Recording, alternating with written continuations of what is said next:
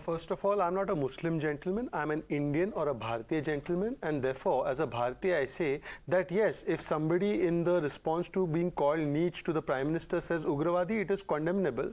But by the way, your Muslim gentleman, whom you think is Muslim, has been called Mujahideen by Aam Aadmi Party spokesperson. I didn't see your outrage, and forget that. The entire Hindu Dharma has been called as global menace, and Sanatan should be eradicated, has been said by Udayanidhi Stalin.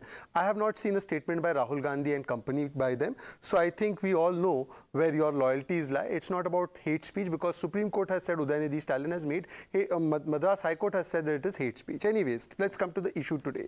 Victimhood card and facts, those things should not be uttered by Sanjay Jha. Here is a report of the Economic Times. 70% of the MOUs inked at Vibrant Gujarat Global Summit get fructified. This is in 2021.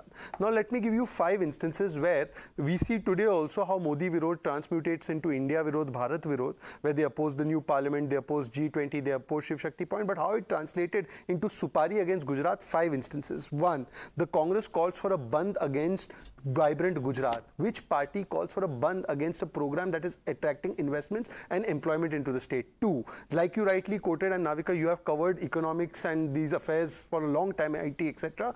Who issues a notice of income tax for MOU signed to a state government, asking them to tell the names of the companies so that those companies can be hounded? It was done in 2011. Thirdly, how there was economic terrorism continued and infrastructure terrorism continued. Sardar Sarovar project, which was green flagged by Nehruji in 61, it was sponsored agenda of Narmada Bachao Andolan by Congress party. Medha Patkar still associates herself with India Alliance and Aam Aadmi Party. She was brought into the entire picture so that this could be stalled for decades together. It was Modi ji who completed it. 4th, the security of the state is very important. Ishrat Jahan, who was declared a terrorist by the IB, was projected as a very masoom, innocent girl, victimhood card by the CBI at that time, and there was an attempt to besmirch the agencies of Gujarat. 5th, Gujkoka law, which was exactly like Makoka law. Maharashtra se aate Sanjay Jha. Exactly word to word. It was passed twice by the assembly. Those who talk about the... One second, don't interrupt.